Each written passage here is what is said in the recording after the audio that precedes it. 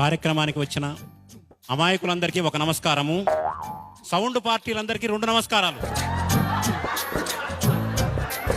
ఇక్కడ మహిళామణులు సోదరీమణులు చాలా మంది ఉన్నారు, వాళ్ళ కోసం చెబుతున్నాను. ఒకసారి అడిగారు నన్ను, ఆడవాళ్ళు మంగళసూత్రాన్ని కళ్ళకద్దుకుంటారు, చెట్టంత మొగుడు పక్కనున్నా కూడా ఆ మొగుడినే కళ్ళకద్దుకుంటే బాగుంటుంది కదా, మంగళసూత్రంలో బంగారం ఉంటుంది కానీ మొగుళ్ళో ఉండదు కదా అన్నాను.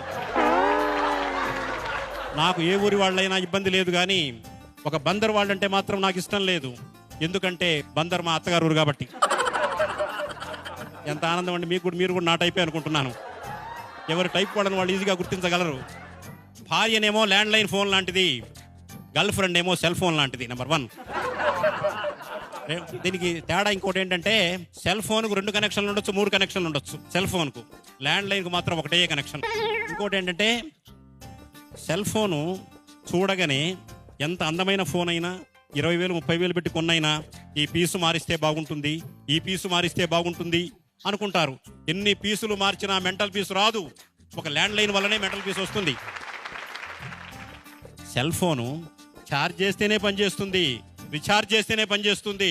ల్యాండ్ లైన్కు ఛార్జింగ్ అవసరం లేదు, రీఛార్జింగ్ అవసరం లేదు. ఆ తాతగారు ఏం పలకడం లేదంటే సెల్ ఫోన్ 2 3 ఉన్నాయని నాకు డౌట్గా ఉంది. ఇంకో విశేషం ఏంటంటే, సెల్ ఫోను ఛార్జ్ చేస్తే పనిచేయడం, రీఛార్జ్ చేస్తే పనిచేయడమే కాదు, ఇంకొక పెద్ద సౌకర్యం ఉంది అందులో. దాన్ని వైబ్రేషన్లో పెట్టుకోవచ్చు, సైలెంట్ మోడ్లో పెట్టుకోవచ్చు, స్విచ్ ఆఫ్ చేయొచ్చు. కానీ ల్యాండ్ లైన్ స్విచ్ ఆఫ్ చేయడం ఎవరి తరమో కాదు, మోగిందంటే వీధి మొత్తం వినిపిస్తుంది. ఒకసారి జంచాల గారు నన్ను హాస్యావధానంలో ప్రశ్న వేశాడు. ఏమండి, పెళ్ళప్పుడు అప్పగింతల కార్యక్రమం ఉంటుంది కదా, అప్పగింతలప్పుడు అమ్మాయి ఏమో ఏడుస్తూ ఉంటుంది, అత్తగారింటికి పోతే ఎలా ఉంటుందో ఏమోనని. అబ్బాయి ఏమో నవ్వుతూ ఉంటాడు, కొత్త పెళ్లి కొడుకు కొత్త భార్య వస్తుంది అని. మీరేమంటారన్నాడు. నేను చెప్పాను, ఏం లేదు, అమ్మాయి అప్పగింతల కార్యక్రమంలో ఏడుస్తుంది, ఆ అమ్మాయికి అది ఆఖరి ఏడుపు. అబ్బాయి నవ్వుతాడు, అది ఆ అబ్బాయికి ఆఖరి నవ్వు అని చెప్పాను. చిత్రం ఏంటంటే, పెళ్లి చూపుల్లోనే ఒక మాయ ఉంది. అదేంటంటే, పెళ్ళప్పుడు అమ్మాయి అయస్కాంతంలాగా కనపడుతుంది పెళ్లి చూపులప్పుడు.